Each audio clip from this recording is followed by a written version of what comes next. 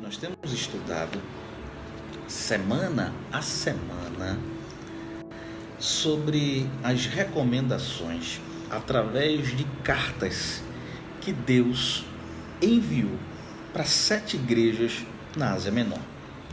Essas igrejas, elas tinham, cada uma delas, suas particularidades, suas características próprias, mas Deus, apesar de termos igrejas que servem ao mesmo Deus, é interessante isso, muitas vezes as igrejas que estão nos cercando, ou que é nossa vizinha, ela enfrenta de repente uma situação que é dela, não é da outra.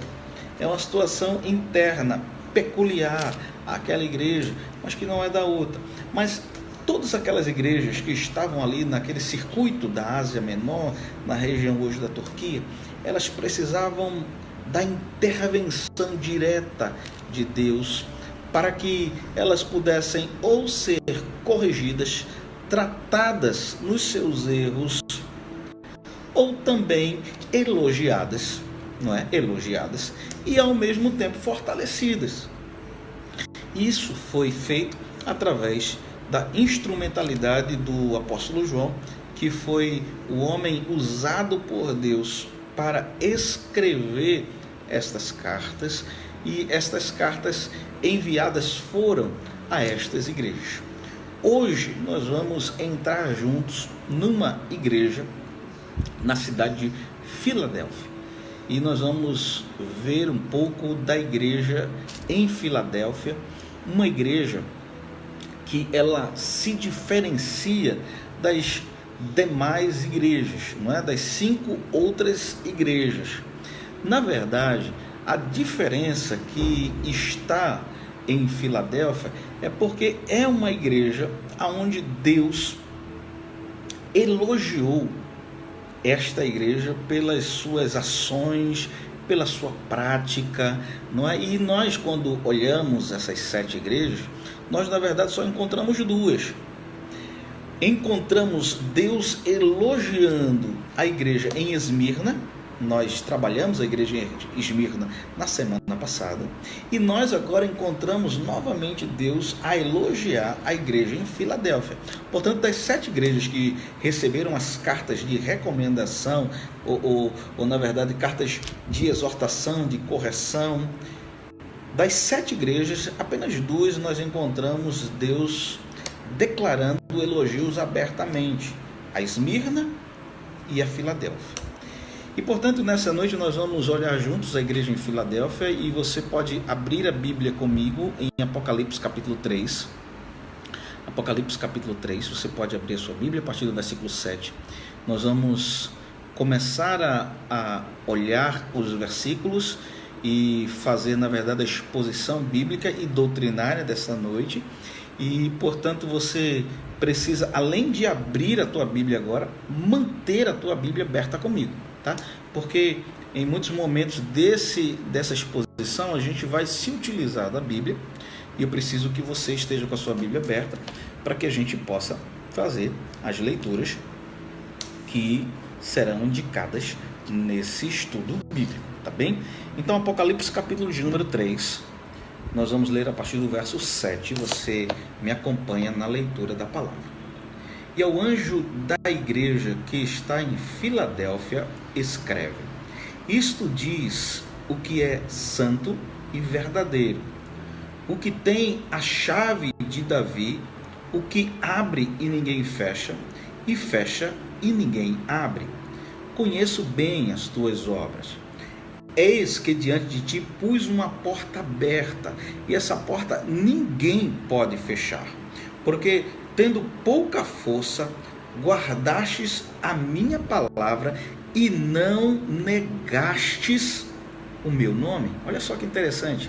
Ele diz que a igreja, apesar de ter pouca força, guardou a palavra e não negou o nome do Senhor. Verso 9, me acompanha. E eis que farei aos da sinagoga de Satanás, aos que dizem judeus e não são, mas mentem, eis que eu farei que venham e adorem prostrados a teus pés, e saibam que eu te amo. Palavra da minha ciência, também eu te guardarei na hora da tentação, que há de vir sobre todos neste mundo, para tentar os que habitam na terra. Eis que venho sem demora. Guarda o que tens, para que ninguém tome a tua coroa. Olha só. Muito bem.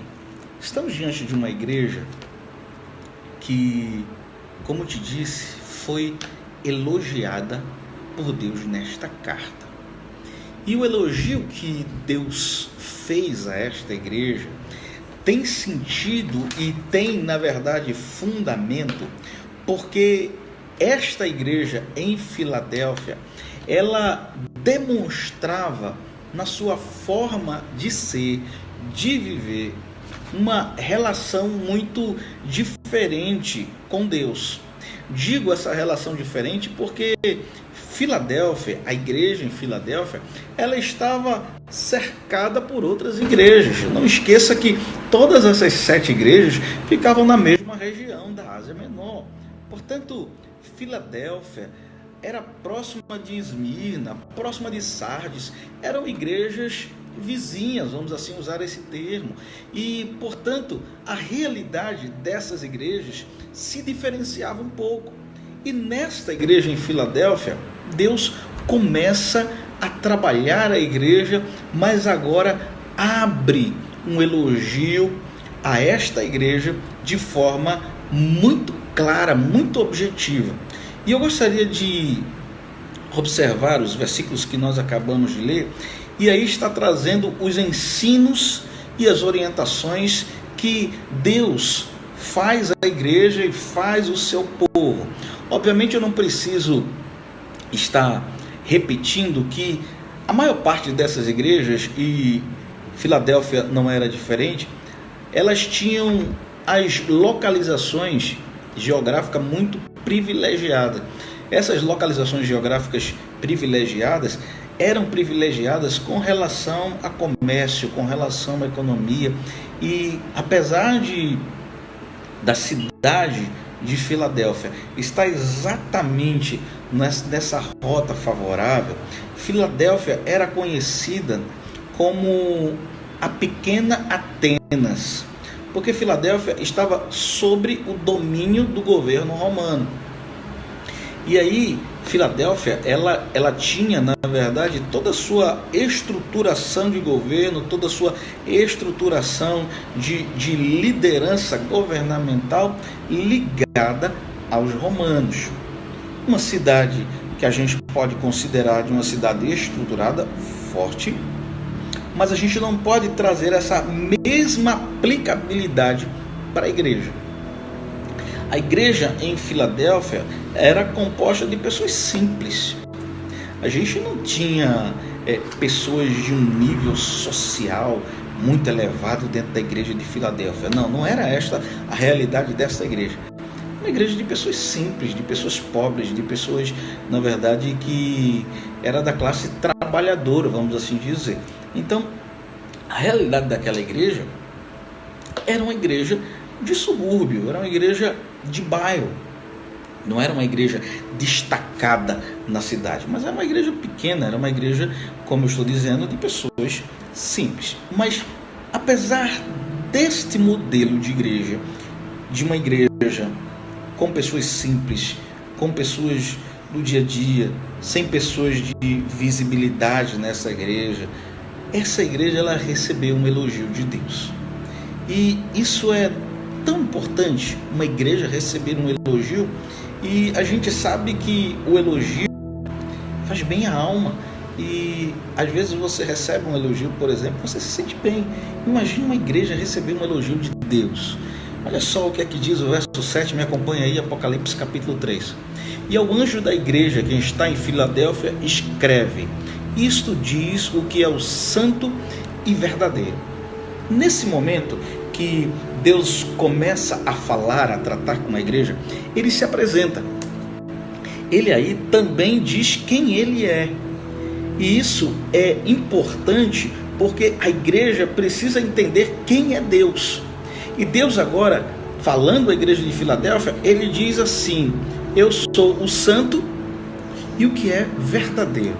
Nessa sua apresentação à igreja, Deus se utiliza de alguns ou dois dos seus atributos. E nesse momento Deus fala que ele é santo. Deus chama agora a que a igreja, os irmãos entendam que Deus é santo e em nada existe de mácula em Deus. Então eu não posso entender um Deus, uma igreja, sem compreender alguns dos atributos de Deus. E nesse momento ele se apresenta dessa forma, porque ele estava elogiando a igreja de Filadélfia e elogiava a igreja em Filadélfia através de atitudes e ações que Deus havia enxergado na igreja. E essas ações, atitudes do cotidiano que Deus havia percebido na igreja estava no próprio Deus. E aí Deus diz: olha, eu sou santo. E na verdade Deus começara a perceber no dia a dia desta igreja que esta igreja ela cultivava um padrão de santidade. Olha só que interessante. Deus ele chega para a igreja e diz: irmãos, vocês conhecem este Deus que sou eu e eu sou santo. E ele diz isso porque ele olha para a igreja em Filadélfia e percebe que os irmãos simples daquela igreja tinham um padrão de vida diferente de muitas outras igrejas, de muitas outras pessoas na sociedade de Filadélfia, e isso era capaz de tocar o coração de Deus. Quando Deus chama agora a atenção da igreja com relação ao seu atributo de santidade, é porque ele percebia que os irmãos da igreja em Filadélfia estavam vivendo e andando num padrão de santidade. Isso é tão importante a gente lembrar e a gente perceber, porque quando nós estamos na igreja, nós precisamos entender que ali é o lugar de adorar, ali é o lugar de exaltar, ali é o lugar de nós desenvolvermos dons e talentos, mas ali também é um local, é um lugar onde eu preciso renovar o meu espírito. Você entende o que eu estou te dizendo? Às vezes nós passamos anos, décadas numa igreja e não há um movimento de transformação interior, não há um movimento de santidade acontecendo no meio do povo de Deus. E uma igreja, na verdade, que desperta o coração de Deus a ponto desse Deus e ver que na igreja há relação com aquilo que está no próprio Deus. Isso alegra o coração do Senhor. Então Deus olhou para a igreja e via nesta igreja uma igreja cheia de um... É impossível a igreja ela adorar Deus e adorar quem... Porque, na verdade, ou nós servimos e adoramos a um, ou servimos e adoramos a outro. E Deus nos chama a nós vivermos um padrão de santidade. Ninguém é santo como Deus. Mas nós podemos melhorar cada dia. Nós podemos viver um processo dia a dia que nos leve a viver um padrão de vida onde a separação das coisas do mundo e um caminho de verdade e vida se estabelecem em nossas vidas e em nossos corações. Então, esse primeiro ponto é interessante porque a forma que Deus se apresenta aos irmãos em Filadélfia é aquilo que de fato Deus estava enxergando e vendo na igreja. E aí Deus decide dizer assim: olha, eu vou dizer aquilo que eu sou porque fica mais fácil deles entenderem aquilo que eles estão vivendo. Então eles estão vivendo uma vida de santidade, uma vida de retidão, uma vida de verdade. E aí Deus se utiliza disso como um pai carinhoso e diz: olha, eu sou um Deus santo e verdadeiro, porque era isso que ele estava encontrando naquela igreja. Mas é interessante que depois que ele diz isso, santo e verdadeiro, ele agora começa a trazer algumas informações. Me acompanha ainda no versículo de número 7.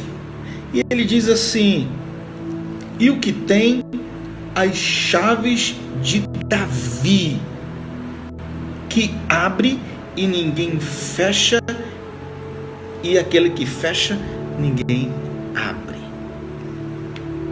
A igreja em Filadélfia, ela precisava, nesse momento dessa carta, entender quem é gado sobre isso. A gente gagueja, a gente tem lapsos, né, de esquecimento. Mas se você viver aquilo que você vai falar, fica muito mais fácil de você lembrar.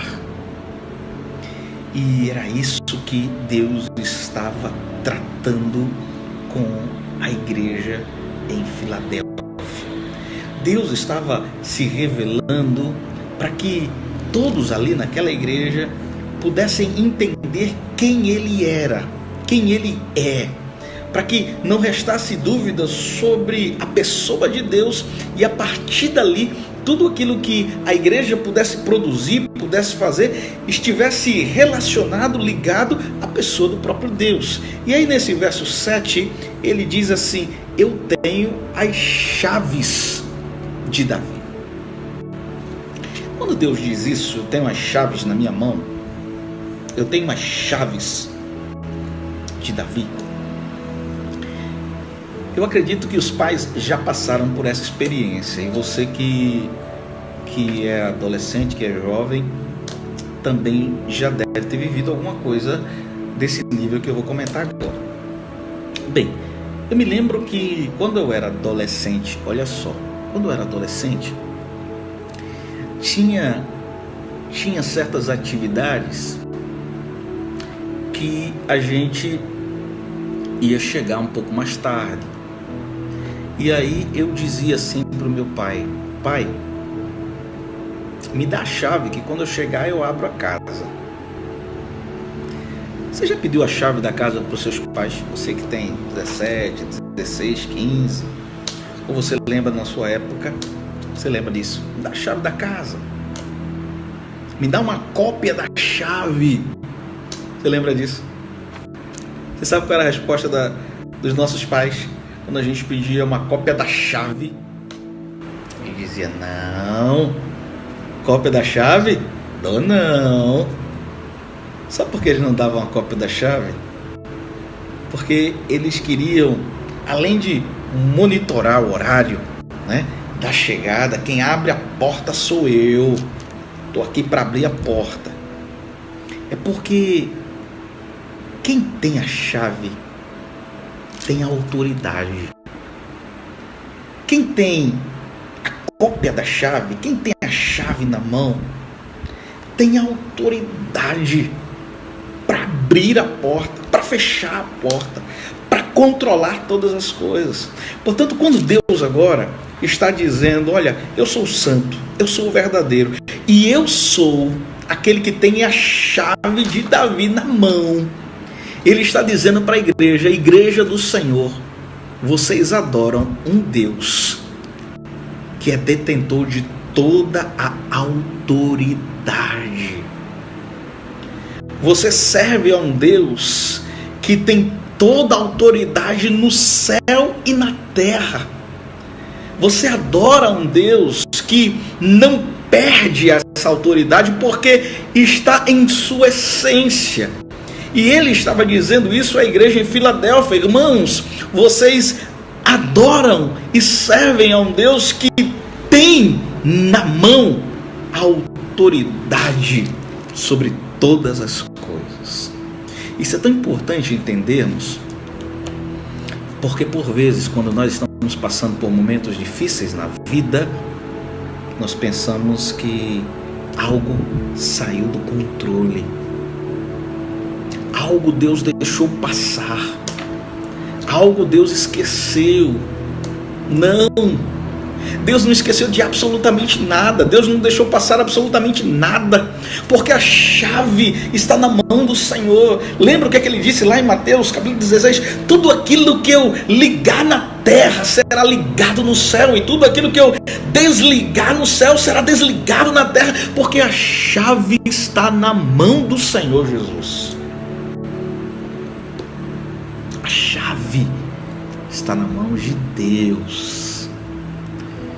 Então Deus estava dizendo isso à igreja, para que a igreja pudesse, antes da crise, depois da crise e durante a crise, permanecer com uma única memória: o nosso Deus tem a chave na mão. O nosso Deus, Ele é aquele que vai abrir as portas na hora certa. E se necessário for, Ele também vai fechar as portas, porque Ele é um Deus que também fecha portas. Mas a autoridade está com Ele, está sob Ele. E a igreja precisa entender isso, e Filadélfia precisava compreender isso. Uma outra coisa importante que eu e você precisamos lembrar é que surge aí nesse momento da revelação de Deus, que ele diz assim: eu sou filho de Davi. Acompanha comigo 2 versículos para que a gente possa entender melhor essa forma de Deus falar. Eu sou filho de Davi. O primeiro texto está em Mateus capítulo 1. Abra sua Bíblia e me acompanha nesse texto. Mateus capítulo de número 1.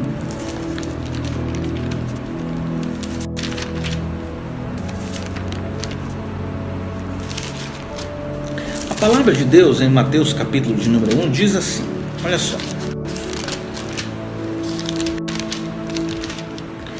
Mateus capítulo de número 1, verso 1 diz assim: livro da geração de Jesus Cristo, filho de Davi, filho de Abraão. Ainda no capítulo 1 de Mateus, no versículo agora 16, olha lá, verso 16: e Jacó gerou a José, marido de Maria, da qual nasceu Jesus, que se chama o Cristo.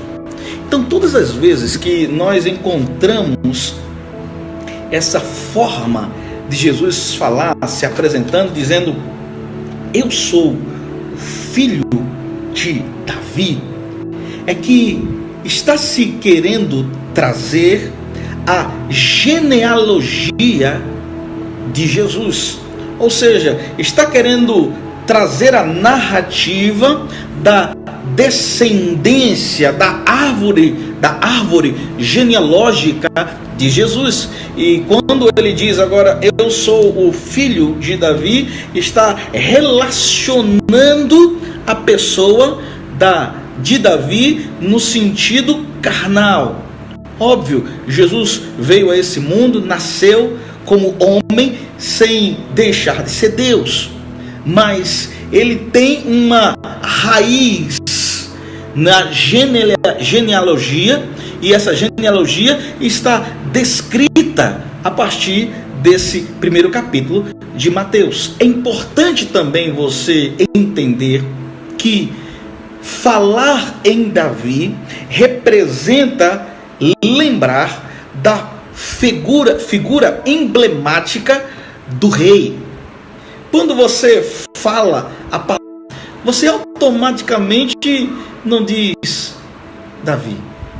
Você quer dizer, ou sente vontade de dizer o rei Davi. Não é isso? Lembra comigo? Todas as vezes que você vai falar sobre Davi, a tua mente te chama logo para que você diga assim: o rei Davi. Nesse momento, aonde Jesus está dizendo: eu tenho as chaves do filho de Davi, ele está lembrando para você: olha, toda a autoridade está na minha mão, a minha descendência você já conhece, mas eu agora sou o rei dos reis, senhor dos senhores, porque o rei Davi, ele representava a figura de um reinado humano, mas Jesus Cristo representa um reinado espiritual sobre todo o seu povo, sobre toda a sua igreja. Então, lembrar da chave é lembrar da autoridade. Lembrar de Davi é lembrar da figura de um rei sobre uma nação de Israel. Mas após Davi é lembrar que Deus enviou ao mundo o seu Filho chamado Jesus Cristo, que agora é o Rei de todos nós. Isso foi a apresentação desse Deus para a igreja.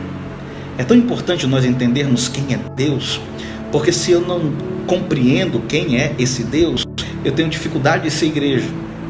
E aí eu erro, e aí eu falho, e aí eu desvio a doutrina, e aí eu começo a viver uma heresia dentro da igreja, porque eu me distancio daquilo que é Deus. Portanto, esta igreja que foi elogiada por Deus, ela compreendeu e compreendia no seu dia a dia quem era Deus. Muitas vezes as igrejas se distanciam daquilo que deve ser porque esquecem quem é Deus. E se você esquece quem é Deus, você começa a idolatrar pessoas. Você começa a colocar pessoas acima de Deus. O pastor, ele não está acima de Deus. Você deve amar o seu pastor, você deve cuidar do seu pastor, você deve zelar pelo seu pastor. Mas idolatrar o seu pastor, você está cometendo um pecado tão grande quanto os outros do passado. Porque esse lugar que você está dando a ele não pertence a ele, pertence a Deus. Porque o primeiro lugar, a igreja, é de Deus. Amém? Versículo de número 8, olha só, versículo de número 8, acompanha comigo Apocalipse capítulo 3, agora no verso 8. A palavra de Deus diz assim: eu conheço as tuas obras, eis que diante de ti pus uma porta aberta e ninguém pode fechar. Deus faz duas colocações interessantes neste capítulo 3, agora no verso 8. Ele diz: eu coloco uma porta aberta que ninguém pode fechar. E depois ele diz assim: eu sei que vocês são fracos, que vocês têm pouca força, vamos assim dizer, vamos assim colocar. Mas você pode agora estar lembrando: mas pastor, o senhor não falou que essa carta estava elogiando esta igreja? Como é que agora Deus está dizendo: ei, vocês são fracos? Como é que agora Deus está olhando para a igreja e está dizendo assim: que igreja fraca? E essa palavra que está sendo empregada nesse momento, eu sei que vocês têm pouca força, não é no sentido pejorativo, negativo, não é no sentido depreciativo, não é no sentido diminutivo daquilo que é a igreja. Deus agora está dizendo ou falando dessa forma, porque percebam que ele estava elogiando a igreja. E quando Deus diz assim: olha, eu sei que vocês têm pouca força, é porque Deus está dizendo: olha, eu conheço as obras de vocês, sei que vocês são pessoas simples, são pessoas do povo, são pessoas comuns, e diante das muitas situações que cercam a igreja, tem coisas que limitam vocês, tem coisas que impedem de fazer, pelas limitações. E então eu conheço essas situações, e por isso eu estou dizendo que vocês têm pouca força. E aí ele introduz um conceito bíblico extremamente importante para a vida da igreja.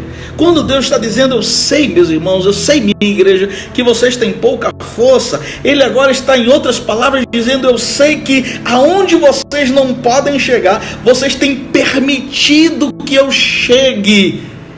Mas claro, Deus diz assim: olha, eu sei que vocês aí em Filadélfia estão vivendo um tempo de completa dependência do Senhor. Quando Deus diz: olha, essa igreja ela tem pouca... Abra sua Bíblia, 2 Coríntios capítulo de número 12. 2 Coríntios capítulo de número 12.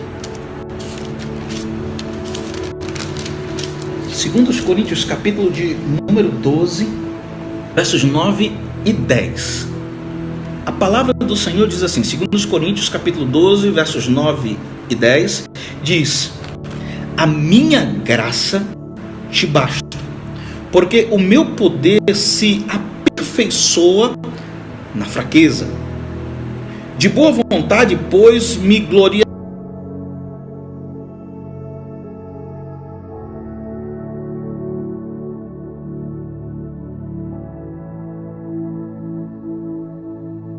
Fraco, aí eu me sinto forte. Entende o que Paulo está dizendo? Sou eu, é Deus.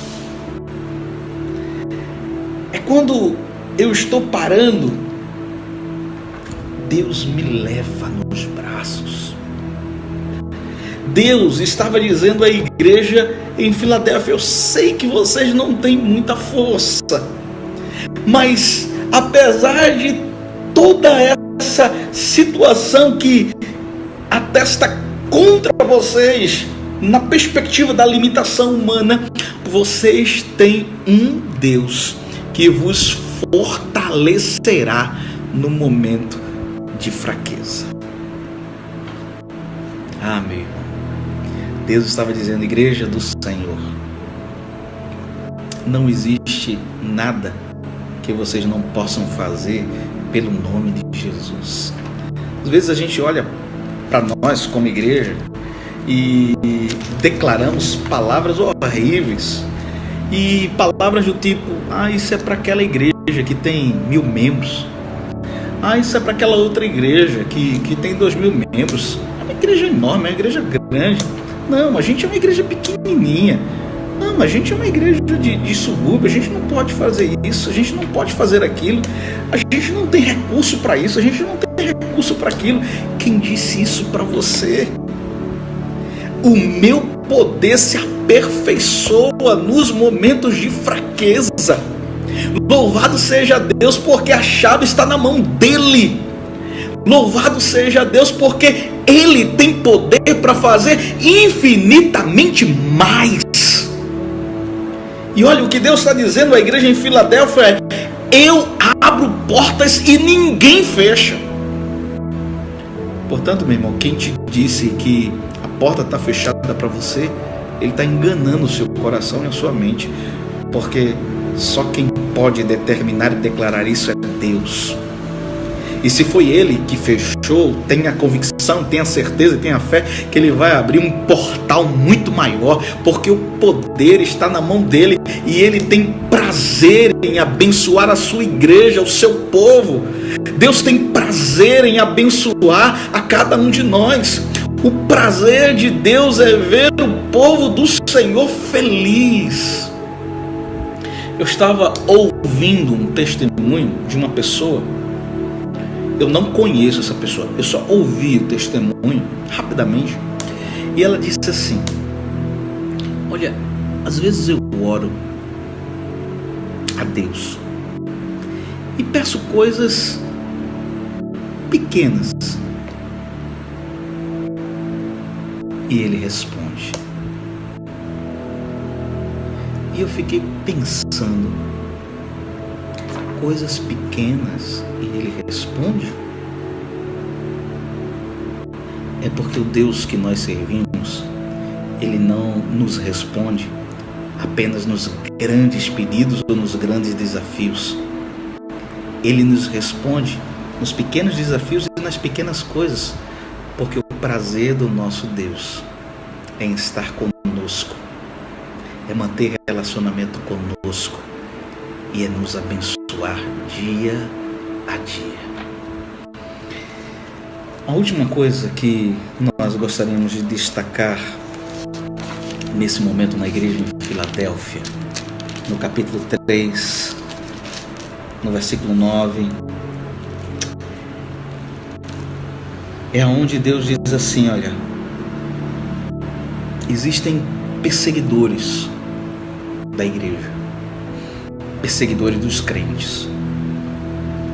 Existem pessoas que entram na igreja para perseguir, pessoas que invadem a igreja fingindo ser do povo de Deus, mas não são. E Deus adverte Filadélfia sobre isso e diz: olha, estes da sinagoga de Satanás, referindo-se a judeus que perseguiam os cristãos naquela época. Muitos desafios a sua igreja, a nossa igreja irá viver, irá passar. Só que o grande segredo em Filadélfia é que eles conheciam e viviam a palavra de Deus. Eles viviam e amavam esse Deus. Sabe, uma das coisas que mais atrapalha a vida do ser humano é a vaidade. A vaidade nos atrapalha muito, porque quando eu penso que sei um pouquinho, eu quero me posicionar acima dos demais. Quando eu sei, ou quando eu penso que sei um pouco a mais, eu quero desfazer do outro irmão. Estamos na igreja do Senhor. Nós precisamos de duas coisas apenas: amar a Deus sobre todas as coisas. Consequentemente, vamos amar o nosso próximo. Mas a segunda coisa é viver o Evangelho do Senhor de forma simples. Deus não está preocupado se eu sou doutor. Deus não está preocupado se na igreja o membro é juiz, se o membro é médico. Deus não está preocupado com isso. Deus está preocupado em olhar para uma igreja e enxergar nessa igreja pessoas simples, mas que amam a Deus sobre todas as coisas. Pessoas que não se confundem com aquilo que está lá fora. Pessoas que amam a obra do Senhor e se mantêm fiel à obra, ao Evangelho de Deus, porque conhecem a Deus. Essas portas abertas foi para dizer uma simples frase da igreja. Deus estava dizendo à igreja: ninguém vai fechar, ninguém vai travar, porque eu estarei com você. E essas oportunidades que eu estou abrindo lá em Filadélfia é para que uma igreja pequena, de pessoas simples, possa pregar o evangelho a tempo e a fora de tempo, sem temer a ninguém, porque eu sou o Deus que tem a chave e o poder nas mãos. Da mesma forma, aplica-se para minha e para sua vida. Diante de múltiplos cenários que se apresentam dia a dia na nossa vida, não perca a perspectiva de que você é filho do Deus Altíssimo e que Ele abre portas que ninguém pode fechar e que Ele tem as chaves na sua mão e você pode ir muito mais além, se confiar, se seguir e se amar a palavra de Deus.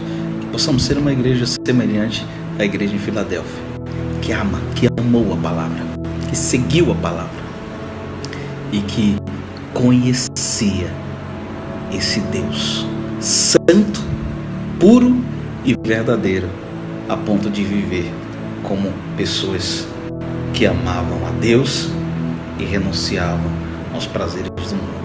Que o Senhor Jesus te abençoe.